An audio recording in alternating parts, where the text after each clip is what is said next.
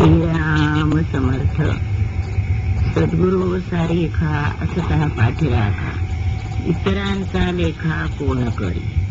राजयाची कांता काय भीक मागे, मनाची जोगे सिद्धी पावे.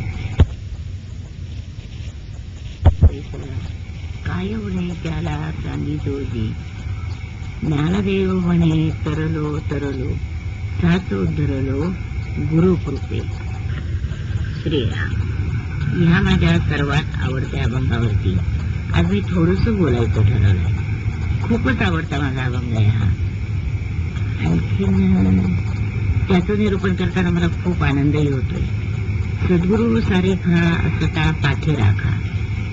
पाठीराखा म्हटल्यावर हो सद्गुरूनाचा ना. पाठीराखा याचा अर्थ पाठीची सुद्धा राखण करणार. म्हणजे नेहमी आपलं लक्ष कुठे असतं? पुढे असतं. तर येणारं पुढून संकट, कोणी येणारा मनुष्य असं आपल्याला पुढचं दिसत असतं, पण मागचं काही दिसत नाही. म्हणून जो पाठीराखा असतो तो मागे उभा असतो. आणि मागे उभा असल्यानंतर काय असतं? त्याला पुढचंही दिसत असतं आणि मागून येणारही त्याला दिसत असतं. म्हणून त्याला पाठीराखा असत, म्हणजे सर्वस्वी राखण करणारा तो असतो. आपण हे पाहतो ना की मंत्र्यांच्या सुद्धा अंगरक्षक जे असतात ते पाठीमागे उभे असतात पहा. म्हणून त्याला पाठीराखे असं म्हणतात. किंबहुना जेव्हा पहिल्यांदी काय हल्ली काही पद्धत नाही, तर पहिल्यांदी लग्न झाल्यानंतर मुलगी जेव्हा सासरी जायची तेव्हा पाठराखी म्हणून पाठवत असत. पाठराखीने याचा अर्थ तिला कुठे चुकताय, कुठे काही करायला सांगायचं, कसं वाघ म्हणून सांगायचं, कुठे सुचवायचं, काही सूचना द्यायची, काही विचारायचं. कारण ती तेवढी धीट नसते ना, तिला काही तेवढं समजत नसते. म्हणून हे सगळं सुचवायचं, करायचं काम हे सगळं ती करत असते. म्हणून तिला पाठराखीण असं म्हणतात. पाठराखीण याचा अर्थ किंवा पाठीराखा याचा अर्थ सर्वस्वी सांभाळ करणारा एकच आपल्याला निघतो पहा. तेव्हा सद्गुरू कसा आहे? पाठीराखा आहे. पण असं असताना सुद्धा सद्गुरू सारेखा पाठीराखा. सारेखा या शब्दाला महत्व आहे हो. मी काय तर पाठीराखे पुष्कळचे सुद्धा असतात, ते पाठ राखतातच असं नाही सुद्धा. पाठीमागच्या खंजीर खूपच राळे सुद्धा असतात. पण सद्गुरू सारेखा असं म्हटलं. सारेखा याचा अर्थ सर्वार्थाने संरक्षण करणारा असा हा सद्गुरू. म्हणजे सद्गुरू ज्याचा पाठीराखा झाला त्याला काय उणं काय कमी असतं त्याला. इतर जे लोक असतात त्याची कोण पर्वा करणार, त्याची कशा करता पर्वा करायची. तर एकच असं आहे, आपण नेहमी असं म्हणतो ना, जसं आधं कोणी मनुष्य असलं आणि ते सुद्धा दुबळ असलं तर म्हणतो अरे त्याचा पाठीराखा कोण आहे माहितीये का आपल्याला. म्हणजे त्याच्या जोरात तो असतो. पाठीराख्याच्या जोरात तो मनुष्य असतो. किंवा खेळामध्ये बुद्धिबळ जेव्हा आपण खेळतो तर ते त्याग असतं. त्यागाला काही करायला स्वतःचा जोर नसतो. तर ते एकच घर चालतं खरं म्हटलं तर. पण तरी सुद्धा तो कोणाच्या उंटाच्या, घोड्याच्या, वजिराच्या जोरात ते असलं म्हणजे तो त्याचा पाठीराखा असतो. तो त्याला मारायला कोणी धाडस करत नाही पहा. म्हणजे पण त्याला माहिती असतं की आपण त्याचा ह्या त्यागाला मारलं तर हा घोडा किंवा हाती आपल्याला मारणार आहे. तो त्याचा पाठीराखा असतो. तसं त्याप्रमाणे सद्गुरू सारेखा ते तात्पुरतेपणे सर्वार्थाने सगळीकडनं आपली पाठीची राखण करणारे, म्हणजे सांभाळ करणारे, संरक्षण करणारे असेच आपल्याला लाभले तर त्यामुळे काय होणार आहे की असा पाठीराखा लाभल्यानंतर सद्गुरूच्या सारखा. सद्गुरू म्हणजे सगळ्या सर्वार्थाने संरक्षण करणारा, सर्वार्थाने मार्गदर्शन करणारा, सर्वार्थाने चुका काय होतील तो सांगणारा, सर्वार्थाने इच्छित तळी घेऊन सोडणारा असा सद्गुरू सारखा पाठीराखा असल्यावर दुसऱ्याची पर्वा करण्याची जरूरत काय बरं, असं या अभंगात म्हटलंय. आता आपल्याला विचार करायचा आहे ते सद्गुरूंच्या विषयी करायचं आहे. सद्गुरू सारेखा हे आपल्याला कळलं. आता सद्गुरूंचा विचार करताना गुरु आणि सद्गुरू याच्यामध्ये फरक आहे बरं का. गुरु म्हणजे जो जे विद्या आपल्याला शिकवतो त्याला आपण गुरु असं म्हणतो.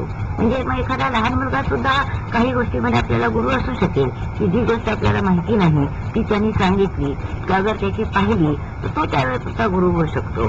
म्हणून नाही का अवधूतांनी 24 गुरु केले, काही गुण घेण्यासाठी, काही दोष टाकण्यासाठी अशा रीतीने गुरु केले. म्हणून तर अवधूत असं म्हणतात ना की सगळे जगत मला जो जो देहाचा घेतला गुण तो तो म्या गुरु केला जाणं, गुरुची आले अपारपण जग अवघेची गुरु दिसे. म्हणजे सगळ्या या जगतामध्ये प्रत्येक वस्तूकडून काहीतरी गुण घेता येण्याजोग आहे. किंबहुना त्याचा जो दोष आहे तो टाकण्यासाठी म्हणून सुद्धा तो गुरु करण्याजोग आहे. असे गुरु पुष्कळ असतात, सांगणारे पुष्कळ असतात. आपल्या जीवनामध्ये पहिला गुरु तर आई असते ना. आपल्या तर विशेषतः माणसाच्या लहान मुलाला बिचारा गाईचा बछडा ताबडतोब उभा राहतो आपल्या पायावरती. ते सगळी बाकी तिला चोच उघडून खाऊ शकतात, करतात, हे सगळं जमतं. पण आपल्याला मात्र काय होतं, शिकवावं लागतं. दूध कसं प्यावं, काय करावं, सगळं शिकवावं लागतं मुलांना. बरोबर इथे चालचाल माते करून आई त्याला शिकवते. म्हणजे आई हा त्याचा पहिला गुरु असतो, कोणाचा, लहान बाळाचा. त्या असे गुरु पुष्कळ असतात, निरनिराळ्या तऱ्हेचे निरनिराळ्या विद्या शिकणारे गुरु पुष्कळ असतात. पण गुरु जरी पुष्कळ असले तरी सद्गुरू तो वेगळाच. सद्गुरू याचा अर्थ जन्ममरणाच्या फेऱ्यातनं तो आपल्याला सोडवतो.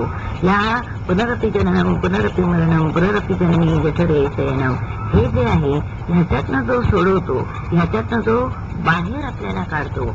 आणखीन एवढंच नाही तर सद्गुरूंचं महत्व असं आहे की आपल्यासारखे करते त्यात काळ.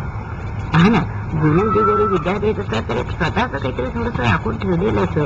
पण इथे स्वतः सद्गुरू हे काहीच राखून ठेवत नाही. ते आपण ब्रह्मरूप झाल्याचं तसंच बरोबर ते शिष्याला करतात.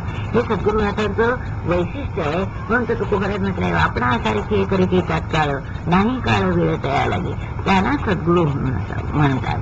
तेव्हा आता सद्गुरू हा पुन्हा एकच असतो बरं का.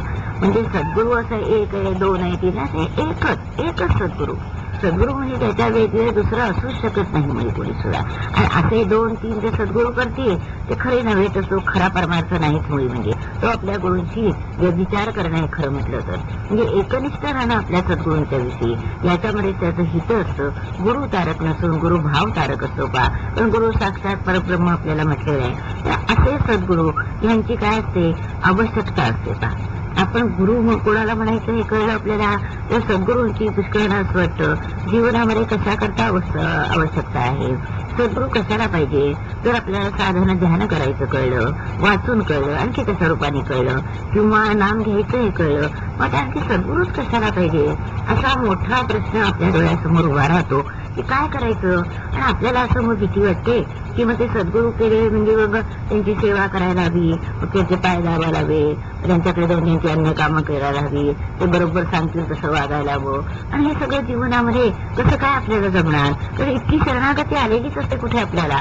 एखाद्या माणसाला इतकं शरण जाणं हे कठीण असतं सुरुवातीला. हो, तेव्हा हे जरा थोडंसं नको असं वाटतं माणसाला. म्हणून असं वाटतं सद्गुरू कशाला पाहिजे, सद्गुरूशिवाय ही गोष्ट आपल्याला नाही का जमणार असं पहिल्यांदा मनात येतं. पण जोपर्यंत जसे आपण आपले ग्रंथ वाचत जाऊ ना, तसं काय होतं माहितीये का, की आता ज्ञानोबारायांनी सुद्धा असं म्हटलंय ज्ञानेश्वरीमध्ये की जाणतेनी गुरु भजते तेने कृतकार्या होईते, मूळ चिंतने चढते शाखा पल्लव संतोषती. जसं मुळात पाणी घातल्यानंतर झाडा पाना फुलांना मिळालं, तसं सद्गुरुनाथांची सेवा करावी, सद्गुरुनाथ करावे. म्हणजे सद्गुरू हवेच हवे असं ज्ञानेश्वरीमध्ये सांगितलं. आणि सांगितलं ना, आता हृदय आपले चौफाळणी याबले बरी बसो पावले सद्गुरूंची. आणि ठाई ठाई ज्ञानेश्वरांना आपल्याला कळतंय की निवृत्तीनाथ हे त्यांचे भाऊ होते. ते भाऊ सुद्धा त्यांनी कधी भाऊ म्हणून त्यांना मानलं नाही, तर त्यांना गुरु हेच मानलं पा. दरवेळी सद्गुरूंचं स्तवन आहे पा त्यांच्या याच्यामध्ये. तेव्हा ज्ञानेश्वरीमध्ये तेच सांगितलं आपण पाहिलं. गुरु बिना अनुभव कैसा कळे हे हरिपाठामध्ये त्यांनी सांगितले ना. म्हणजे सद्गुरू शिवाय हे जमणं शक्य नाही. दुसरी गोष्ट अशी की रामदास स्वामींनी असं स्वच्छ सांगितलं दासगुरामध्ये, ज्याची वाटे मोक्ष व्हावा त्याने सद्गुरू करावा, सद्गुरू बिना मोक्ष पावावा हे कल्पांती न घडे. म्हणजे सद्गुरू शिवाय तो मोक्ष, ती मुक्तता, ती आंतरिक शांती, ती जी जीवन मुक्तता, तो आनंद, ती परमशांती हे मिळणंच शक्य नाही. मुली तिथपर्यंत पोहोचणंच शक्य नाही असं त्यांनी स्वच्छ सांगितलंय. तसं एकनाथी भागवतामध्ये नाथाने असं सांगितलंय की ज्याची वाटे मोक्ष व्हावा तेही सद्गुरू करावा, सद्गुरू विना मोक्ष पावावा हे कल्पांती न घडे. रामदास स्वामी म्हणाले. आणखीन एकनाथ असं म्हणाले, सद्गुरू विना ब्रह्मज्ञान सर्वथा नव्हे नव्हेची जाण. नाही, ज्याला ब्रह्मज्ञान हवंय, ज्याला आत्मज्ञान हवंय, ज्याला मी कोण आहे हे ज्ञान हवंय, ते सद्गुरूंच्याशिवाय मिळणं शक्य नाही. इव्हन ते हे सगळे गोष्ट सांगतायत, तुकोबराय सांगतायत ना, हे धरावे ते पाय आधी आधी सद्गुरू वाचून सापडे ना सोय, धरावे ते पाय आधी आधी. आपण सगळं पाहिलं की गुरुशिवाय ज्ञान झालेलं, सद्गुरूशिवाय ज्ञान झालेलं, आत्मज्ञान झालेलं आपण पाहिलं नाही. एवढं नाही तर थोडा मोठ्यांचं आपण पाहिलं. रामदास श्रीराम सुद्धा वशिष्ठांच्याकडे गेले होते. आत्मज्ञानाकरता. हे का गुरु म्हणून ते तिथे शिकायला गेले होते. कृष्ण सुद्धा सांदीपनींच्याकडे गेले होते. म्हणजे ह्याशिवाय हे ज्ञान होऊ शकत नाही. ते आपण पहिल्यापेक्षा आपली नामदेवाची तर गोष्ट आपल्या सगळ्यांनाच माहितीये की नामदेवाची विठोबा बोलत असे, चालत असे, हसत असे, खेळत असे, अगदी माणसासारखा मुलासारखा त्याच्याजवळ बोलत असे. पण तरी सुद्धा जेव्हा ते गोरोबा काकाच्याकडे गेले आणि थापटनं जेव्हा सगळ्यांच्या डोक्यावर त्यांनी थापटलं तेव्हा नामदेवाला राग आला. तर ते त्याला कच्चं मडकं म्हणून म्हणाले सगळेजण. ते कच्चं मडकं का? तो गुरु शिवाय नाही म्हणून त्याला राग का आला? सद्गुरू नाही म्हणून ते विसोबा खेचरांच्याकडे जाऊन त्याने अनुग्रह घेतला. पांडुरंगांच्यावर सांगितलं, अरे बा त्या विसोबा खेचरांच्याकडे जाऊन तिथे अनुग्रह घे. तर तो म्हणाला, अरे देवा तू माझ्याशी बोलतोस, चालतोस, सगळं करतोस, आणि माझ्या गुरूंची काय आवश्यकता आहे सद्गुरूंची? ते म्हणाले, नाही रे बाबा, ते काम संतांच्याचकडे सोपवलेलं आहे, ते माझ्या तरी जमायचं नाही, ते तू तिथे सद्गुरूंच्याकडेच गेला पाहिजे. आणि मग विठोबा खेचरांच्याकडे गेल्यानंतर जग अवघे ब्रह्मची दिसे अशी परिस्थिती त्यांची झाली. हीच गोष्ट बरोबर महाराजांच्या ब्रह्मानंदांची पहा. ब्रह्मानंदाने व्यंकटापूरला खूप तपस्या केली. बरेच दिवस केले. अगदी दुर्वांचा रस खाऊन सुद्धा राहत होते, नामखंड घेत होते. व्यंकटेश त्यांच्या स्वप्नामध्ये आले आणि त्यांनी सांगितलं, तुला काय हवंय? ते म्हणाले, काही नाही, मला परमशांती हवी आहे, मला सगळं तुमचं दर्शन, तुम्ही सगळं मला जे काही द्यायचं मिळवायचं ते मला हवं आहे म्हणून. तर त्यांचं बाबा गुरुशिवाय आत्मज्ञान तुला होणार नाही म्हणून. ते म्हणाले, तुम्ही एवढे प्रसन्न झालात, मग आणखी असं कसं होईल म्हणून. ते म्हणाले, नाही रे बाबा, ते काम संतांच्याच कडे सोपवलेलं आहे, तर मी हे देऊ शकत नाही. म्हणून महाराजांचा नुसता बाह्याकार सगळ्यांना दाखवला आणि उत्तरेकडे जा म्हणून सांगितलं. म्हणजे सद्गुरूशिवाय ब्रह्मज्ञान नाही, आत्मज्ञान नाही, एवढं आपल्याला ह्या उदाहरणावरनं पक्क कळतं. ज्याला खोल पाण्यात खेळायचंय, त्याला परमार्थामध्ये काही साधायचंय, ज्याच्यानी अवश्य मिळवं त्यांच्याकडे सद्गुरू हे असलेच पाहिजे, सद्गुरूंना शरण गेलंच पाहिजे, अनुग्रह हा घेतलाच पाहिजे. मग तो मनाने असू दे, अगर नसू दे. पण तरी सुद्धा काय झालं, त्याने एकदा आपल्याला म्हटलं, अनुग्रह आपल्याला घेतला म्हणजे काय होतं, तर आपण त्यांचे झालो. मग त्यांचे झाल्यावर सर्वतही जबाबदारी काय होते, त्यांच्यावर पडतात. पुन्हा असा प्रश्न पडतो की अनुग्रह घेतल्यामुळे काय होतं आणखी, किंवा मनाने तुम्ही माझे गुरु आहात असं सांगितल्याने काय होतं. तर त्याचा अर्थ असा होतो की ही सगळी जबाबदारी आपण त्यांच्यावर सोपवल्यामुळे, एखाद्या जशा माणसाच्यावर जबाबदारी असते की तो जबाबदारीनुसार आपलंपणाने काम करतो, त्याप्रमाणे ते आपल्याला बरोबर सोडवण्याचं काम करत असतात. याचा अर्थ पारमार्थिक जबाबदारी आपण त्यांच्याकडे सोपवलेली असते, प्रपंचाची आपोआपच जाते. तर ते सोडवण्याचं काम जे त्यांचं चाललेलं असतं, तर त्याच्यात काय अनुग्रह घेतल्यामुळे त्यांनी जी गोष्ट कमावलेली असते, त्यांची जी पारमार्थिक सत्ता असते, त्यांची जी ताकद असते, शक्ती असते, ती आपल्यामध्ये संक्रमण करत असतात. की त्या जोरावर मग आपलं साधन चालत असतं. आपण आणि आपल्याला साधन करताना मी करतो असं वाटत नाही, तर सद्गुरू माझ्याकडनं हे करून घेत आहे, म्हणजे मी करता हा भाव त्यामुळे थोडासा निश्चित रीतीने कमी होतो. अशा तऱ्हेने सद्गुरूनाथ काय करतात, आपल्याला ते शक्ती संक्रमण करतात. दुसरी गोष्ट अशी असते की सद्गुरूनाथ म्हणजे एकदा आपण कोणाचे तरी झालो म्हणजे मग आपण इकडे तिकडे सरकत नाही. काय होतं, आपलं मन हे मोठं विचित्र आहे, चंचल आहे, त्याच्या मनाविषयी जास्ती बोलावं. जर आपण अनुग्रह घेतलेला नसेल ना, समजा आता महाराजांचा अनुग्रह आपण घेतलेला नाही आणि आपल्याला महाराजांच्यावरती श्रद्धा आहे म्हणा, पण श्रद्धा कशी अपुरी पडते त्यावेळेला की कोणीतरी सांगितलं की दुसरा मार्ग आहे, तर दुसरे गुरु आहेत ना, असे चमत्कार त्यांच्या होतात, त्याचे असे अनुभव होतात, आपण ते असे असेल वगैरे असं वर्णन केलं, आपलं मन असं होतं, मग त्यांचा आपण अनुग्रह घेऊ का, त्यांच्याकडे जाऊया का, ते साधन करूया का, बरं आणखी तिसरं कोणी सांगितलं तर तिकडे जाऊया का, अशी मनाची चलबिचल होते. ही चलबिचल एकदा अनुग्रह घेतलेला असला म्हणजे होती, कारण आपल्याला कळलेलं असतं, आपलं साधन ठरलेलं असतं, आपल्याला महाराजांनी जे काय करायचं ते सांगितलेलं असतं, त्यानुसार आपण त्याबरोबर चालणं एवढंच कर्तव्य आपल्याजवळ असतं.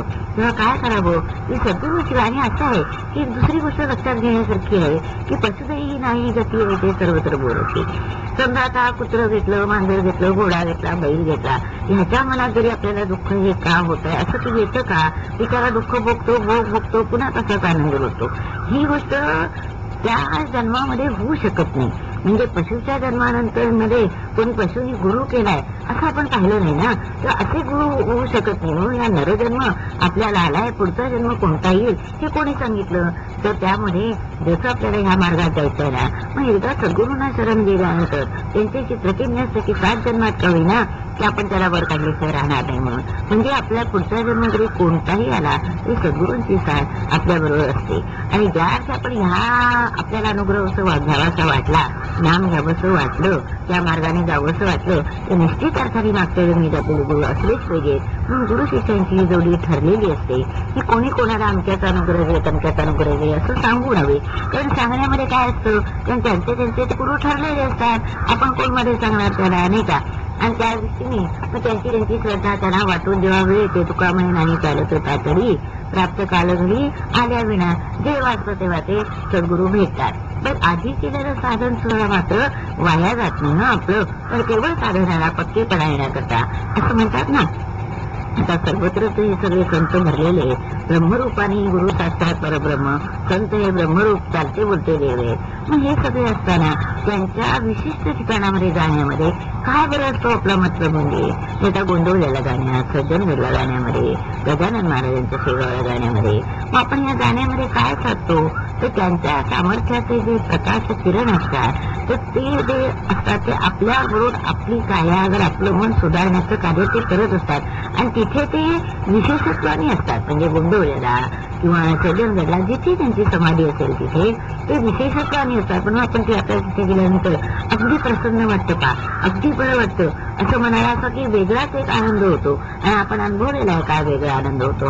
हे सद्गुरूंचं कार्य असतं, त्यांचं सामर्थ्य असतं. तर गोंदवल्याचं इतके दिवस संबंधांना जाणे एवढा कारभार 75-80 वर्षापर्यंत जो चाललेला आहे हे कोणाचं सामर्थ्य आहे? ज्ञानोबा आळंदीला एवढा जो सगळा कारभार न बोलवता कित्येक वारकरी येत आहेत आणि माऊलीच्या जीवावर जात आहेत. त्यानंतर विचारलं ना होतं मग इतके कष्ट होतात, इतकं काय होतं, काय करणार? ते म्हणतात माऊली बसले किती नाही सांभाळून. एवढी श्रद्धा असते पाठींची. हे सगळं सामर्थ्य त्या संतांचं असतं, त्या हे सद्गुरूंचं सामर्थ्य असतं. मग त्या सामर्थ्याला एकदा आपण जो शरण गेलो, सांगितलं, ते सामर्थ्य आपल्याला आनंदाप्रतून येऊन पोचणार आहे. मग सद्गुरूंची आवश्यकता अगदी जरूर आहे.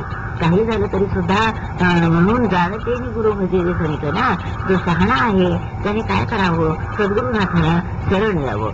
आणि आपण इतर नाही का बरं बाकी काही करावं लागत नाही. त्यातनं पुन्हा असं होतं की आता मोठा प्रश्न पडतो की सद्गुरू शरण जाणं हे सगळं पटलं, पण असं आहे ना आपल्यामध्ये संतत्वाच्या काहीतरी गोष्ट असल्याशिवाय आपल्याला संत ओळखता येत नाही. दुसरी आणखी मग ती ओळखतली. मग संतांना ओळखण्याची एक प्रमुख ढोबळ मनाने महाराजांनी सांगितली की ते नामाविषयी काय बोलतात ते एक पाहावं. आणि दुसरी गोष्ट, त्यांच्या सान्निध्यात गेल्यानंतर आपल्याला अकारण शांतता वाटते, अकारण प्रसन्नता वाटते. म्हणजे कोणत्याही गोष्टीचं काही नसताना एक तर असं बरं वाटतं, बसावंसं वाटतं. असं जिथे वाटेल तिथे नक्की समजावं की ते संतत्वाचे काही कोणाही ढोबळ मानायचे आहे. पण असा प्रश्न पडतो आता की आपण आता गुरु करायचे खरे, कोणाला गुरु करावे, कोणाला सद्गुरू करावे? जगात इतका विचित्र कारभार चाललेला आहे. कारण चमत्कार करतात ते काही गुरु नव्हत. चमत्कार म्हणजे ते काय जादूगरी म्हटलंय, मायानगरी म्हटली, ती जादू करतात तसंच ते वागणे. त्यात ते विशेष चमत्काराला महत्व नसतं, म्हणजे खरोखरच नाही महत्व. पण काय आहे, जग हे चमत्काराला बुडलेलं असतं पहा, नाही का? तर त्याच्यावर त्यांना असं वाटतं तो चमत्कार करतो तो गुरु उत्तम. मग मोठा असा प्रश्न पडतो, कधी डोक्यात अशी खळबळ होते की कोणाला गुरु करावे, काय करावं? आपण सद्गुरूंच्याकडे जर संत शरण एखाद्याला गेलो तर तिथं आपल्याला काय करावं लागतं? मग त्यांची सेवा करणं, ते सांगतील तसं ऐकणं वगैरे लागतं. इतकी श्रद्धा ती आपली एकदम बसलेली नसते तिथे. आणि ती दुसरी गोष्ट होती की आपण त्यांना व्यवहारात खेचतो म्हणा, किंवा आपण व्यावहारिक आपली नजर असते सगळी, त्यामुळे मग काहीतरी आपल्याला त्याचे दोष दिसतात. किंवा कोण दुसरे लोक कोणतरी दोष सांगतात, कोणीतरी नावं ठेवतात. मी गुरुनिंदा तर कानाने अजिबात ऐकू नये म्हणून ते पाप आहे महान. तेव्हा असं सगळं झाल्यावर मग असा प्रश्न पडतो की काय करावं मग? आणि मग नकळत का होईना गुरूंची आपल्याला निंदा ऐकावी लागते की आपल्याचं मनाला असं वाटतं नाही वा हे व्यवहाराच्या दृष्टीने काही बरोबर नाही गेलं, असं कसं हे वागले म्हणून. म्हणजे थोडीशी अश्रद्धा निर्माण होण्याचं कारण ती गोष्ट होते. मग असं वाटतं कोणते गुरु करावे, काय करावे गुरु, कसं जमेल आपल्याला हे, असं जेव्हा आपल्या मनामध्ये येत असतं. आणि कोणाबद्दलही इतकं एकदम शरण जाणे इतकं सर्वस्वी शरण जाणे इतकी आपली पात्रता नसते. असं जर झालं तर फारच उत्तम ते असतं, कारण ते गेल्या त्यांना ते ठरलेले असतात नाही, ते तसं होऊही शकतं. मग अशा माणसाने काय करावं? अशा माणसाने जी सरळ रीतीने एखाद्या आपल्याला जे आता हयात नाहीत संत, त्यांचं संतांचं चरित्र वाचावं की म्हणून आपल्याला आवडतील ते की जे हयात नाही पण ते सूक्ष्म रूपाने सदैव काम करत असत. महाराज असं म्हणत असत, स्थूल रूपाने मला काम करण्याकरता हा देह घेऊन तिथे जावं लागेल, पण सूक्ष्म रूपामध्ये मी कोणाच्या हृदयात केव्हा प्रवेश करतो हे सांगता येत नाही. म्हणजे या संतांचं कार्य सूक्ष्म रूपाने जास्तीपणाने होत असतं. सतत संतांचं हे कार्य सूक्ष्म रूपाने होत असतं. तर हे जे सगळे जे देहात नाहीत संत, तर त्यांच्यापैकी आपल्याला आवडतील ते घ्या, त्यांचा फोटो घ्यावा, तो पाटावरती मांडावा, फुलांचा हार घालावा, त्याची पूजा करावी, त्याला नैवेद्य ठेवावा आणि त्याच्यापुढे त्यांचा जो मंत्र असेल तो मंत्र ठेवावा आणि त्यांना सांगावं, महाराज आजपासून मी आपला शिष्य आहे, तुम्ही माझे गुरु आहात म्हणून आजपासून हा मंत्र मी स्वीकारतो. भावनेने घेतलेला हा मंत्र निश्चित रूपाने काम करतो. पण त्याच्यातलं एक पथ्य पाळण्याजोगं आहे की आज आपल्याला ज्ञानोबा राय बरे वाटले म्हणून आम्ही ज्ञानोबा रायना सांगितलं, तुम्ही माझे गुरु आहात म्हणून रामकृष्ण हरी मंत्र घेतला. आणि मग पुढे काय होतं, काही सगळं ज्ञानोबा राय नको, आता तुकोबा राय करूया, मग तुकोबा राय नको, आता नामदेव चालतील किंवा आणखी कोणी चालतील. अशी मात्र मनाची जर आपली अवस्था होणार असेल तर मनाने कधीच असं सांगू नये, मनाचे पत्ते तेच गुरु, नाही तर ती व्यभिचारी भक्ती होते. ते काही त्याच्यातनं लाभ होणार नाही. उगीच आपलं काहीतरी खेळणं म्हणून बनवून देण्याचं. सद्गुरुनाथ म्हणजे काही खेळणं नाही, सद्गुरुनाथ म्हणजे काही गंमत नाहीये. ही फार मोठी जीवनामधली बदल करणारी शक्ती आहे. पाठी आनंद प्रसवणारी ही महान शक्ती आहे. तेव्हा एकच आपण गुरुनाथ जरी सांगितलं तरी सुद्धा ही गोष्ट होऊ शकते आणि तीच ताकद आपल्याला मिळू शकते. उलट नाही म्हणेन असं ज्या जिवंत सद्गुरू असतात त्यावेळेला आपण काही गोष्टी आपण त्यांना जाऊन विचारू शकतो, नाही का. पण काय होतं, जेव्हा ते हयात नसतात तेव्हा आपलं सगळं भावनेनेच काम करावं लागतं. पहा, आपल्या डोळ्यासमोर त्यांची मूर्ती आणणं, डोळ्यासमोरच येऊन त्यांना काही प्रश्न विचारणं, त्यांना काही बोलणं, कोणाच्या तरी तोंडून त्याचं उत्तर मागणं किंवा कोणाकडनं तरी त्याला आपलं उत्तर देणार, ते व्यवस्था करत असतात उत्तर देण्याची. तेव्हा अशा तऱ्हेने भावना आपली अधिक श्रेष्ठ असते. पहा, जिवंत गुरुवर जेवढी भावना असते त्यापेक्षा सुद्धा जास्त भावना, तर हे सगळं भावनेचेच खेळ करावे लागतात ना, पण ते काही हयात नसतात म्हणजे. आणि मग ते आपल्याला अनुभव येतात, त्यावरून आपला भाव, आपली श्रद्धा पक्की होत जाते. मग अशा तऱ्हेने जर आपण सद्गुरुनाथांना शरण गेलो तरी सुद्धा काम होत असतं. नवे ते करत असतात, सदैव आपल्याला पाठीराख्यानुसार काम करत असतात. ते पुष्कळ वेळा काय धोक्याची गोष्ट असते की जर असं नाही केलं, आपण जर सद्गुरूंच्या म्हणून एखाद्याला शरण गेलो तर आपल्याला गुरु म्हणून बदलता येत नाही. आणखी हल्ली जगात किती विचित्र चाललंय हो. निरनिराळ्या प्रकारचे असतात, किती स्वार्थी लोक असतात, किती बोंदूपणा करतात, किती डांबीपणाने वागतात, किती अनंत शिष्यमंडळी करत असतात. या अनुग्रहाची जणू ती हीच उघडलेली असते मुळे. तर अनुग्रह देतात, त्यांच्याकडनं पैसे उकळतात, खरं अनुग्रहाला पैसा कशाला पाहिजे, त्यांच्याकडनं काय काय काय काय घेतात. एवढंच नाही तर वर्षाला त्यांच्याकडनं 500 रुपये 600 रुपये असे पाहिजे म्हणून ते घेत असतात. म्हणजे हा एक पैसा कमवण्याचा हल्ली धंदा झालेला दिसतो. आणि मग तिथे माणसाचं मन विकतं. पहा, की हा काय हा धंदा, मी त्यांनी पैसे वसूल झाले की नाही, दिले की नाही, किंबहुना ते असं पैशाच्या पाठीमागे लागलेले किंवा कनककांता कीर्ती याच्या पाठीमागे लागलेली दिसते. मग आपलं मन थोडंसं खट्टू होतं, ते आपल्याला सगळं बरं वाटत नाही. आणि त्यांचं खरोखर ते बोंधू निघाले तर आपली त्याच्यावर श्रद्धा राहत नाही. आणि मग आपल्याला असं वाटतं की काय हे फुकट गेला, तर आपण त्यांचा अनुग्रह घेतला आणि आता दुसऱ्या कोणाचा आपण अनुग्रह घेऊ शकत नाही आणि आता काय करणार. म्हणून ते असं म्हणतात ना, तो कोबरायचा कमंग आहे, जळो जळो ते गुरुपण, जळो जळो ते तेलेपण, गुरु आला वेची ज्वारी, शिष्य धावतो खिंडोरी. वेशीवर गुरु आले तसं कळलं की शिष्य काय म्हणतो, एका जागी कुठेतरी खंडरामध्ये लपून बसतो का, तसं म्हणतो वर्षाचं आलाय नाही का. तुका म्हणे गुरु तेला दोन्ही नरकाला, अशा तऱ्हेचं तुकाराम म्हणतात. विस्पष्ट इशारा आहे, स्पष्ट शब्दात आहे त्याचं. पण असं याच्यापासून आपण सावध राहिलं पाहिजे. आणि सावध राहण्याचा एकच मार्ग म्हणजे की आपल्याला एक जर पटलं तर ते सद्गुरुनाथ आपले, नाही तर कोणीही जे संत असे असतील की जे आता हयात नाही त्यांना आपण शरण जावं, ही गोष्ट अवश्य मिळव करावी. म्हणजे ह्या सगळ्या संकटापासून आपण मुक्त होतो. तरी सुद्धा आता असा प्रश्न पडतो की आपण कोणाचा तरी अनुग्रह अजाणता घेतलेला आहे, आपल्याला नकळत भावनेच्या भरामध्ये जिवंत गुरूंचा अनुग्रह घेतलेला आहे. पण काय झालंय, शेवटी ते काय बरोबर नाही तसं आपल्याला कळलं. एकंदर त्यांची वागणूक, एकंदर त्यांचं सगळं बोंधू म्हणून निघाले म्हणा, आणखी काहीतरी बरेच प्रकार ऐकले. मग अशा वेळेस असं वाटतं आपला परमार्थ सगळ्याच बुडाला की काय, आता दुसरीचं गुरु करता येत नाही. मग आता काय करावं, कसं करावं आता, म्हणजे आपण या जन्मी असेच राहणार का, नाही का. त्या सद्गुरूंना नावं ठेवून तरी काय उपयोग, मग आपल्याला आता परमार्थ होणार नाही का, तर असं समजू नये बरं का. गुरु तारक नसून गुरु भाव तारक आहे. आपली जी श्रद्धा आहे गुरूंच्या ठिकाणी, ती श्रद्धा जर कायम असेल तर श्रद्धा आपल्याला परतेला नेते. गुरु तारक नसून दे आणि गुरूंच्या विषयी असलेला भाव, गुरुभाव हा आपल्याला तारक असतो बर का. म्हणून त्याचा अभंगात म्हटलंय ना तुकारामाचा, गुरु चरणी ठेवी भाव आपोआप भेटे देव बर का. तर तेवढ्या करता त्यांनी नाराज होण्याचं काही कारण नाही. आपली श्रद्धा आहे तशीच कायम ठेवावी. तो शिष्य उद्धरून गुरु कसाही रात्री शिष्य उद्धरून गेल्याशिवाय राहणार नाही. कारण काय आहे, शेवटी त्यांनी दिलेलं ज्ञान तेच असणार ना. त्यांनी नामच घ्यायला सांगितलं असणार. भोंदू जरी झाला ते भगवंताचं सांगतात त्यावर तेच सांगावं लागेल. वेगळं काय सांगणार तो, वेगळं सांगणं शक्य नाही. म्हणून तर त्यांनी घाबरण्याचं कारण नाही. त्यांनी आपलं साधन तसंच चालू ठेवावं. ते साधन त्यांना परतीला पोहोचवल्याशिवाय राहणार नाही. कोणत्याही तऱ्हेची काही खंती म्हणू नये. आणि गुरु साक्षात परब्रह्म आपण म्हणतो ना, जरी बंधू गुरूंच्या विषयी गोष्ट आपल्या पाठीराख्या गुरूंच्या सद्गुरूंच्या विषयी सांगितली, आणि त्याच्यानंतर गुरु साक्षात परब्रह्म, गुरु ब्रह्मा, गुरु विष्णू, गुरु देवो महेश्वरा, गुरु साक्षात परब्रह्म. एकनाथी भागवतात म्हटलंय की गुरु ब्रह्म मानी दोन, तो परमार्थी नागवला जाणं. म्हणजे परमार्थामध्ये गुरु वेगळा आणि ब्रह्म वेगळं असं जो कोणी माने त्याला परमार्थ साधण्याच शक्य नाही. त्याचा परमार्थ खास बुडाला म्हणून समजावं. कारण गुरु साक्षात परब्रह्म. कबीरान तेच नाही म्हणता, गुरु गोविंद दो खडे का केला गोपाय, बलिहारी गुरु आपती गोविंद दीजो बताय.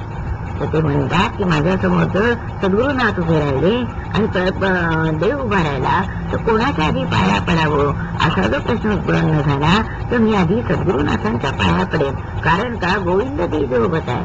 त्यांनी मला गोविंद कसा आहे, भगवंत कसा आहे, परब्रह्म स्वरूप कसं आहे हे मला त्यांनी सांगितल्यामुळे, ज्यांनी मला त्याची ओळख करून दिली त्या परब्रह्म स्वरूपाची, त्याच्या पाया मी आधी पडेल. मी सद्गुरुनाथांच्या पाया आधी पडेल. आणि असं आहे ना, देवापेक्षा सुद्धा गुरु हे मोठे असतात. कारण काय आहे, गुरुदेव काय करतो, घेशी तैसे देशी तैसे घेशी असं त्याचा जवळ असं तिचं उदाहरण, अशी तिची वृत्ती आहे देवाची. संतांना एकच माहितीये, देव देणं देणं देणं एवढंच माहितीये. सद्गुरुनाथांना आपल्या लेकराचं संरक्षण कसं होईल एवढंच ते पाहतात. माया बाप जन्म देती संत चुकविती जन्म मरण. मग आई वडील काय, श्रीराम समर्थ. आपण नेहमी एक श्लोक म्हणतो, म्हणजे लहानपणापासून हा म्हणत आलोय, गुरु ब्रह्मा गुरु विष्णू गुरु देवो महेश्वरा, गुरु साक्षात परब्रह्म तस्मै श्री गुरुवे नमः. ते गुरु ब्रह्मा म्हणजे गुरु ब्रह्मदेव आहे, विष्णू आहे, आणखी महेश पण आहे. म्हणजे उत्पत्ती स्थिती लय. ब्रह्मदेव हा निर्माण करतो, विष्णू हा पालन करतो आणि शिव हा संहार करतो. हा जसं आपल्याला माहिती हे तिन्ही देव, सद्गुरुनाथ म्हणजे हे तिन्ही देव आहे. आणि एवढंच नाही तर गुरु साक्षात परब्रह्म. मग त्यांचं काय कार्य कसं, ब्रह्मदेव हा काय करतो, निर्माण करण्याचं काम करतो ना. ब्रह्मदेव हा माणसांची सगळी उत्पत्ती ब्रह्मदेव करतो, तेव्हा ब्रह्मदेव हा याचं काम निर्माण करण्याचं.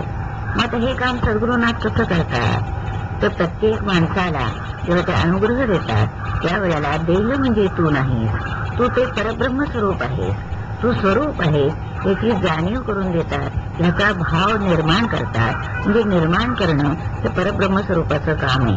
हा ते भाव निर्माण करतात, निर्मिती करतात. आता विष्णूचं कार्य कोणतं आहे, तर पालन करणं. ब्रह्मदेवाने जे निर्माण केलं ते पालन करण्याचं काम विष्णूच आहे. म्हणून गुरु विष्णू. तर विष्णू कसं, तर ह्या भावाचं, हे देह म्हणजे मी नाही, ते ब्रह्म मी आहे, मी परब्रह्म स्वरूप आहे, देह हा नश्वर आहे, नाहीसा होणार आहे वगैरे वगैरे, ह्याची जी जाणीव आहे ही वाढीस लागून त्याचं सदैव पालन करणं, पोषण करणं हे काम सद्गुरुनाथच करतात. म्हणून त्यांना विष्णू असं म्हटलंय. आता तिसरी गोष्ट महेश. महेशाचा अर्थ संहार करणं नाही का.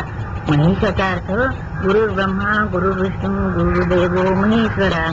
उत्पत्ती स्थिती झाली, आता लय करणं हे महेशाचं काम आहे. मग सद्गुरुनाथ लयाचं काम काय करत असतात, नाहीचं काय करण्याचं काम करत असतात. तो जीव भाव जो आहे तो ते नाहीसा करतात, तो नष्ट करतात. तो नष्ट करण्यामुळे त्यांना महेश असं म्हटलेलं आहे. म्हणजे गुरु ब्रह्मा गुरु विष्णू गुरु देवो महेश्वरा. म्हणजे तिन्ही देवाला ना उत्पत्ती स्थिती लय. निर्माण करणं, पालन करणं आणि संहार करणं, म्हणजे शिवभावाची निर्मिती करणं, उत्पत्ती करणं, संरक्षण करणं म्हणजे त्याचं पालन करणं विष्णूचं काम आहे, जोपासणं तो भाव. आणि तिसरी गोष्ट संहार करणं म्हणजे जीवभावाचा संहार करणं हे लयाचं काम आहे. मग हे तिन्ही काम करतात. म्हणून गुरु साक्षात परब्रह्म, ह्या तिन्हींच्याही पलीकडचं असं जे परब्रह्म स्वरूप आहे ते कोण आहे? सद्गुरुनाथ. आपण रोज म्हणतो पण आपल्याला याचा अर्थ कळत नाही. पुष्कळ वेळा आपण श्लोक म्हणतो पण श्लोकात आतमध्ये शिरून याचा खरा अर्थ काय आहे हा आपल्याला कळत नाही. म्हणून त्या दृष्टीने एकनाथी भागवतामध्ये नाथ म्हणतात ना की गुरु ब्रह्म मानी दोन, तो परमार्थी नागवला पूर्ण. गुरु आणि ब्रह्म कोणी वेगळं आहे असं जो ज्याला वाटतं की देव वेगळा, सद्गुरुनाथ वेगळे, अशी त्याची भावना आहे, तो परमार्थी नागवला पूर्ण. त्याचा परमार्थ पुरा होणार नाही किंवा व्यवस्थित होणार नाही असं त्यांनी स्पष्ट सांगितलंय. सद्गुरुनाथ दुसरं काय करत असतात? त्या साधन एक सांगतात आणि चिंतनाला विषय देतात. तेव्हा चिंतनाला साधन सांगतात, साधन पण करता करता त्याचा अभ्यास करताना साधनाचा काय होतं आपल्यामध्ये प्रगती कधी होते आपल्याला कळत नाही. मग म्हणणं असं आहे ना की शिक्षक कसे पेपर घालतो तसे ते काहीतरी बारक्याच्या परीक्षा पाहत असतात. परंतु ह्या परीक्षा पाहणं म्हणजे खूप चांगलं असतं बरं का. तर महाराज काय करत असतात, आधी स्वतः त्याला ती शक्ती देत असतात आणि मग त्याची परीक्षा पाहत असतात. व शिक्षक सुद्धा हेच करतो ना, आधी त्याला शिकवतो, मग त्याचे अभ्यास कर म्हणतो आणि मग त्याची परीक्षा पाहतो. त्याप्रमाणे हे पाहत असतात. आणि असं असतं कुंभाराचा कसा असतो, हात आधी मडक्यामध्ये त्या भांड्यामध्ये आधाराला हात असतो आणि वरून ते थापट्या देत असतात.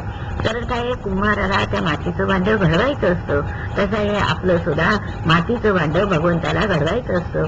म्हणजे त्या कुंभाराला एक तरी बरं आहे, माती ती मऊ तरी असते, त्याला जसा आकार देता येईल तसा तरी देता येतो. आणि आमचे आकार काय, आमच्या कल्पना, आमची बुद्धी, आमचे वेगळे संस्कार हे ते वेगळंच असतं. म्हणजे मागची पाठी पुसूनच त्यांना पुन्हा नवीन लावं लागतं नाही का. नाही थोडंसं सद्गुरुनाथांचं काम कुंभारापेक्षा असं अवघड आहे असं म्हणावं लागतं. तरी पण आधाराचा हात कायम त्यांचा असतो बरं का. आधार देतच ते पुढे नेतात. त्यांच्यावर आपण एक जबाबदारी सोपवलेली असते ना की काय करायचं, तो तुम्ही मला या प्रपंचातनं बाहेर काढून परमार्थातला तो तुम्ही जो आनंद काठ फुटला तो आम्हाला आनंद आहे. त्याप्रमाणे आपण प्रपंचाला अगदी घट्ट चिकटलेले असतो. तर एकेका प्रसंगाने हळूहळू त्यांना काय करावं लागतं, त्या प्रपंचापासूनही त्यांना सोडवावं लागतं. प्रपंचापासून म्हणजे प्रपंचाच्या आसक्तीतून त्याला बाहेर काढावं लागतं.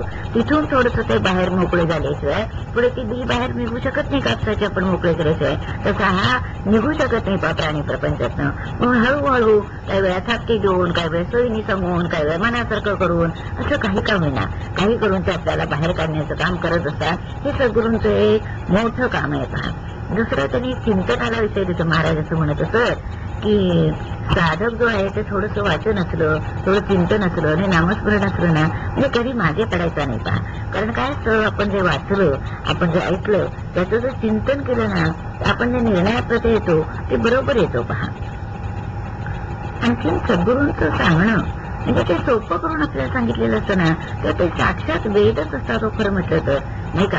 वेदात जे काय सांगितलेलं असतं ते सगळं सांगितलेलं असतं. प्रपंचात कसं वागा, काय करा, काय करू नका याचं शिक्षण किती ते देत असतात. आणि प्रसंगामध्ये सद्गुरुनाथ आपल्या जवळ असल्या कारणाने आपल्याला त्यांचा आधार असल्या कारणाने धैर्य येतं. पहा एक प्रकारचं आहे ते बसले ते आपलं सगळं पाहणार आहे ते आपलं ते सगळं सरकारी बसले, आपण कशाला काळजी करायची अशा तऱ्हेचं. पण असं आहे की आपल्याला काय असतं, आपल्या भाऊवरती भरोसा असतो नाही का.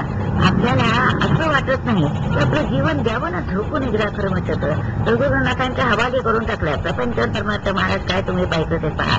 खरं एखाद दिवस तरी असं झोपून पाहावं ना, काय होतं ते पाहावं. मला वाटतं एखाद दिवसाच्या असं झोपून देण्याने काही आपलं मोठं प्रापंचिक नुकसान होईल असं मला वाटत नाही. नुकसान तर होत नाहीच नाही, पण जर समज असला तर तसं काही फारसं होणार नाही पण नुकसानच्या दृष्टीने. पण जीवन झोपून देणं म्हणजे समर्पण करणं. काय करायचंय ते करा महाराज. म्हणजे आज नाही, आज काही करणार नाही, कशातही काही मानणार नाही म्हणून तुमच्यावर सगळ्याची जबाबदारी तुमच्यावर सोपवली. म्हणजे काय निदान आपल्याला अनुभव तरी येईल ना की किती बेमालूम काम होतं, कसं होतं काम हे आपल्याला निर्विवाद कळतं. काय गमत होतं माहितीये का. आपण त्यांच्यावर एक जबाबदारी सोपवतो की मला या परमार्थाच्या बाबतीमध्ये तुम्ही सगळी तुमच्यावर जबाबदारी सोपली, मला या प्रपंचातून बाजूला काढा. त्यांनी त्याला उपाय म्हणून पण साधन सांगितलेलं असतं, चिंतनाला पण विषय दिलेला असतो. महाराजांचा विषय म्हणजे एक रामनाम अखंड घेणं आणि राम करता ह्याचं चिंतन करणं. हे सगळं केलेलं असतं. पण आपली काय गंमत होते, ही माया इतकी आपली ओढते, प्रपंचाच्या ओढी इतक्या जबरदस्त असतात, किंबहुना प्रपंचाच्या ओढी म्हणण्यापेक्षा मी करतो हा अहंकारच आपल्याजवळ जास्त असतो असंच म्हणावं लागेल. आणि त्यामुळे मग आपल्याला काय वाटतं, आपण प्रपंचामध्ये मी नसलो तर हे काम कसं होणार, मी नसलो तर हे जमणार कसं, माझ्याशिवाय हे होणारच नाही, मुळी मी जिथं होतो म्हणून बरं झालं, असं सगळं वाटत असतं. आणि हे वाटत असताना काय होतं माहितीये का, की आपण म्हणजे प्रपंचात अडकतो.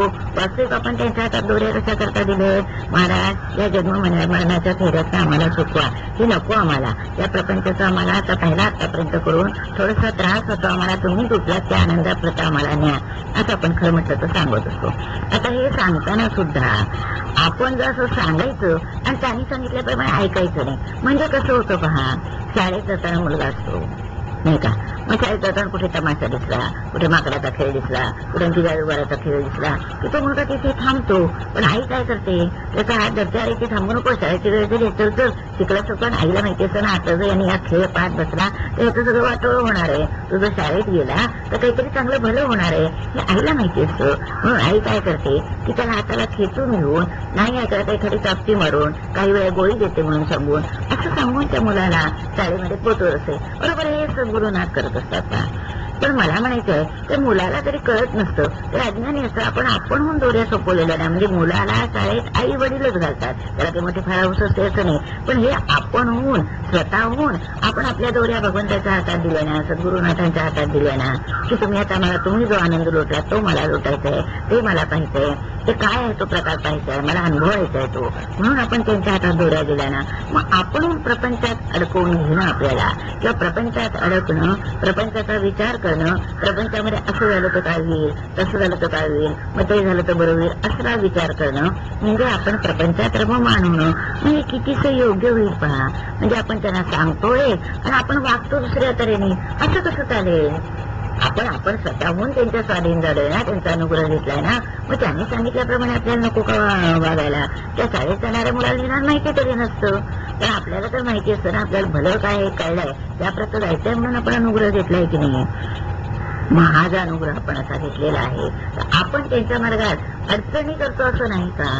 आपण प्रपंचामध्ये रममाण होतो, प्रपंचामध्ये आपण गुंततो, किंवा मी करता म्हणतो, म्हणजे पुन्हा महाराजांना तो त्रास देणं आहे नाही का. असं नाही का वाटत की आपण तिथे अडकून बसलो प्रपंचामध्ये, पण पुन्हा त्यांना त्यातनं सोडवायला त्रास घ्यायला हवा. हो, पण महाराज मी शक्य तेवढा प्रयत्न करतोय, मी माझा प्रयत्न आहे, तुम्ही मला सहाय्य करा बरं का, असं म्हणणं ही ह्याच्या पुढची पायरी नाही का, अडकण्यापेक्षा त्याच्या पुढची पायरी. महाराज मी मनाने खूप प्रयत्न करतोय, हो खूप माझ्या लक्षात येत आहे. असं जेव्हा आपली चूक आपल्याला कळेल ना, तर 1, 2, 3 वेळेला आपण असं म्हणू शकू नसतो, पण आपल्या मनात असं 1, 2, 3 वेळा जर त्याला समज दिली ना, तर थोडंफार पुढे ते सुधारतं, पुढे त्या मार्गाला लागत नाही. म्हणून आपल्या चुकायची जाणीव आपण मनाला पुन्हा करून द्यायला हवी. पण काय गंमत आहे, आपण आपलं चुकलं म्हणून म्हणतच नाही. मुळे आपल्याला इतके आपण ऐक आहोत, आपल्याला काही करायला नको, आपल्याला काही अभ्यास करायला नको, आणि आपण काय म्हणणार, एकदा महाराजांच्या हातात दिलं ना, आता महाराज काय पाहतील, महाराज पाहतील म्हणायचं आणि आपण काळजी व्हायची.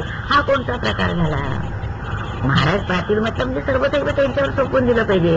अशा तऱ्हेचा त्रास, म्हणजे मला असं वाटतं की असं आपण वागणं, म्हणजे असं आपण त्रास देतो, आम्ही दिलाय, मी देतो आहोत, पण दिला तरी स्वतःची जाण असावी आपल्याला, की महाराज मी प्रपंचामध्ये गुंततोय ना, मी प्रपंचामध्ये काही अडकतोय का, म्हणजे मी जास्त काळजी करणार का, मग ते तुम्ही सगळे करणार आहेत ना, मी का बरं याची काळजी करावी, मी नाही महाराज काळजी करायची, तर तुम्हाला त्रास देणार नाही का, हे बरोबर नाहीये. तुम्हाला जर मी एकार्थी माझी संबंधी जीवनाची दोरी तुमच्या हातात जो सोपवलेली आहे, तर अशा तऱ्हेचा मी त्रास देणं बरोबर आहे का. म्हणून काय करावं, आपला हातच कोणी महाराजांच्या हातात द्यावा, महाराजांचा हात आपण धरून दे, कारण महाराजांचा हात धरला आणि आपण केव्हाही सोडून कुठेही करायला लागतो. म्हणून महाराजांच्या हातातच आपला हात दिला, म्हणजे कायम त्यांच्या हातात आपला हात आहे. आपल्याला कायम आठवण राहिली पाहिजे की हा हात माझ्या हातात नाही, मी विचार करतोय खरा याच्याशी, आणि कुठे माझ्या हातात आहे, हे करणारे भगवंत दुसरे बसलेले आहेत. अशा तऱ्हेने सद्गुरुनाथांना शरण जावं आणि त्यांना जे काही करतायत ते करू द्यावं. पण प्रत्येक वेळेस काय होतं, मी माझेपणा हा येतो, आपली श्रद्धा जाणकी असली पाहिजे हो नाही का. सद्गुरुनाथांच्यावरती पुरी श्रद्धा असली पाहिजे. पण काय होतं, मी माझेपणा इतका, मी तो जन्मजन्मांतरीचा मी म्हणत बसलोय आपण. पण त्या मीपणाला एवढा तो वाढवा येतो की काय करणार, की दरवेळेस मीच म्हटलं जातं, हे माझंच म्हटलं की ह्या दृष्टिकोनातून आपण विचार करतो. म्हणून संसार हा महाराजांचा जर म्हटला ना, तर महाराजांचं असं म्हटल्यावर आपल्याला बरं वाटतं की सगळं महाराजांचं आहे. माझं कधी देह महाराजांचा, विचार महाराजांचे, मन महाराजांचं, बुद्धी महाराजांची, चित्त महाराजांचं, अहंकार सगळं महाराजांचं, हे काय आहे ते महाराज तुमचंच आहे सगळं, असं म्हणून चालून जर व्यवहार केला किंवा प्रत्येक वेळेस जर जाण असेल आपल्याला की मी आता मना हा विचार करतो ना, पण हे मन महाराजांचं आहे का, माझं नाहीये, मी नाही ह्याच्यामध्ये, असं जर आपण विचार करत गेलो तर थोडाफार फरक होईल. हे जमायला कठीण आहे. म्हणून त्यांनी नाम सांगितलंय की नाम सतत जर घेत असलं तर काय होतं, आपल्या ह्याच्यामध्ये प्रगती होते. दुसरी एक गोष्ट अशी आहे की महाराज काय सांगतात, कोण्या तरी देवाची भक्ती करा म्हणून सांगतात. आता आपले महाराज काय सांगत असतात, गोंदवलेकर महाराज, रामाला विचारा. श्रीराम समर्थ प्रत्येक संत आहेत, ते संत कोणातरी देवाची भक्ती करायला सांगतात. म्हणजे अनन्यत्व ही शेवटची पाहिजे नाही का, एकरूप होणे, भक्तीची परिसीमा म्हणे हे अनन्य, अन्य न. तेव्हा काय गंमत होते की आपण सद्गुरूंशी जाण्याने व्हायचं ठरवलं तर तितकं होता येत नाही जितकं आपल्या देवाशी होता येतं. रामाशी म्हणा, कृष्णाशी म्हणा, पांडुरंगाशी म्हणा, मारुतीशी, कोणा देवाशी आपण देवाला स्वापा ना, तो देव, तो आला गेला, तो राम, असं एकेरी नावाने अगदी सहज रीतीने रामाला हात मारतो. पण महाराजांना किंवा गुरुना हात मारताना आपल्याला एकेरी नावाने हात मारता येत नाही किंवा नको वाटतं. म्हणजे त्याचा थोडा भाव असा आहे की जी आपली आदराची भावना असते किंवा थोडंसं जे आपलं द्वैत असतं, द्वैत म्हणजे महाराज कोणतरी मोठे, आपले गुरु, आणि ह्या दृष्टीने जो थोडासा वेगळीच असते म्हणा, द्वैत भाव थोडासा असतो, आदराचा असतो, प्रेमाचा असतो, हा कायम असतो. तो असल्यामुळे आपल्याला त्यांच्याशी तितकं अनन्य असं होता येत नाही. त्यांच्याशी बोलताना असं वाटतं जरा जपून बोलावं, विनवणीच्या स्वरात बोलावं, त्यांच्याशी बोलताना नम्रता ठेवून बोलावं, त्यांच्याशी बोलताना भांडून वगैरे बोलून चालला नाही, हा भाव राहतो. म्हणून जितकं पटकन आपण देवाशी अनन्य होऊ शकतो तेवढं भगवंताशी होता येत नाही. तेवढं आपण देवाच्या अधिक मोकळेपणाने ये जा करून बोलू शकतो, रागावू शकतो, काही करू शकतो. तसं आपल्या गुरूंशी आपल्याला बोलता येत नाही. याचं एक कारण म्हणजे आहे, देवाला आपण मानव म्हणून मानतच नाही का. देव म्हणजे मानव नाही, तो देव कोटीचा, तो देवच नाही, तो काहीही करू शकतो असं. आणखीन सद्गुरू सुद्धा खरं गुरु साक्षात परब्रह्म हे सगळं असून सुद्धा काय गमत होते की आपण सद्गुरूंना नकळत का होईना हे कोणतरी मनुष्य आहेत, कारण त्यांनी सगळं ते आचरण करून आपल्याला दाखवलेलं असतं ना. प्रपंच करताना आपल्याला दिसतात किंवा वागताना आपल्याला दिसतात, ते आपल्याला कुठेतरी आपली भावना अशी असते की हे मनुष्य आहेत म्हणून. आणि हे मनुष्य आहेत म्हणजे ह्याच्याबद्दल हे आपल्याला आता आदराची भावना, वेगळीकीची भावना ही असलीच पाहिजे. यांच्याशी आपलं एवढं एकरूपत्व असं येणार नाही पा, तर त्यांना काय वाटेल, असं म्हटलं तर काय वाटेल, मग आपल्या गुरूंचा अपमान होईल की काय, अवमान होईल की काय वगैरे, असं म्हणून जी एकरूपतेची भक्ती असते म्हणजे अन्य न अनन्य असं जे असतं ते आपल्याला होता येत नाही पा. गुरुना आपण पटकन ये जा करून म्हणू शकत नाही, काय रे गुरु राया तू असं काय नाही केलंस, असं पटकन येत नाही. गुरु महाराज आले, गुरु महाराजांनी मला सांगितलं, महाराजांनी मला सांगितलं, असं आपण या जा ह्यानी तेवढं ते थोडासा फरक राहिला कारणाने सद्गुरू काय सांगत असतात, देवाची भक्ती करा. आणि दुसरी गोष्ट अशी असते की सद्गुरूंना आपला स्वतःचा मीपणा मिरवायचा नसतो. ते कधी मी असं म्हणत नाही पाहिजे, तर त्यांचं वैशिष्ट्य आहे की त्यांना स्वतःला कधी आपला मी महाराज आपले कधी सुद्धा मी हा शब्द त्यांनी वापरला नाही का.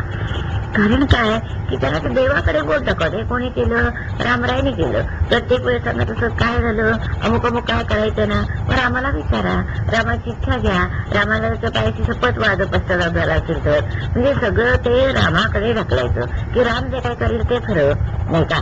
अशा तऱ्हेने सगळं ते बोलत असल्या कारणाने स्वतःवर काही ते घेत नाही, स्वतःचा मोठेपणा वाढवायला ते पाहत नाही. आणि मग ते देवाची भक्ती करायला सांगतात. त्या नकळत जी आपली भावना असते, देव सगळीकडे भरलेला आहे असं वाटतं.